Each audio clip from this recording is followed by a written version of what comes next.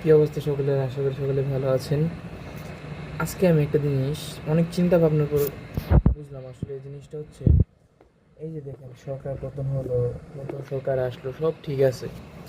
এখন মাঝখান দিয়ে মুক্তিযুদ্ধের চেতনা যেটা ছিল, ওই চেতনাটা নষ্ট হয়ে গেছে পুরোপুরি বলতে গেলে।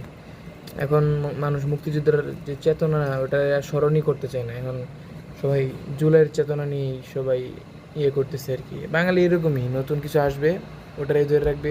পুরান যেই ইয়া ছিল, মানে আসল তাদের আবেগ বা ইয়া ছিল, ওটাই তারা ভুলে গেছে এখন। আসলে এটা এখন কি বলবো আর, কিন্তু মানে আওয়ামী লীগ কালে যে সব কিছু ভালো ছিল তেমনও না। তখন মোটামুটি সব ঠিক ছিল। মানে ওদের যে ইয়া ছাত্রলীগ যে ইয়াটা ছিল, খুবই এত বাজে ছিল কি বলবো ভাই। মানে ওদের যে অত্যাচার, ওদের যে কথাবার্তা আচরণ এত খারাপ ছিল। মানে ওদের এইখান এইটা এটা মানে ছাত্র সমাজকে পুরাই ধ্বংস করে দিয়েছিল।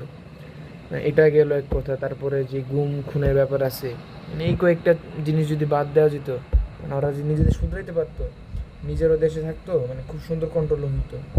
এখন এই দেখেন সব ঠিক আছে, জুলাই বিপ্লব অবশ্যই আমি মানি, কেন মানবো না। এটা অনেক ব্যাপক উন্নয়ন হচ্ছে দেশের। তারপর মানুষের যেই স্বাধীনতার যে চেতনাটা, সেটা ফুটে উঠেছে জুলাইয়ের মাধ্যমে।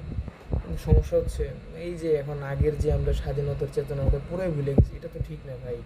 আমরা বাঙালি ভাই, আমরা যুদ্ধ করে দেশটা আনছি যে এই স্বাধীনতার মাধ্যমে।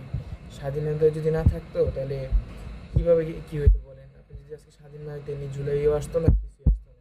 এই আমরা ওই পাকামূলের যে ইয়া ছিল স্বৈরাচার, তাদের দ্বারা এখনও নির্যাতিত হইতাম। আসলে এভাবে আমাদের স্বাধীনতাটাকে ভুলে দেওয়া উচিত না, দুটাকেই আগলে রাখা উচিত। এটা আমি মনে করি, আসলে সবাই এটা করা উচিত। আসলে আমার যে ছোট সারাংশ, সেটা বুঝতে পেরেছেন সবাই। আজকে আমাদের ভালো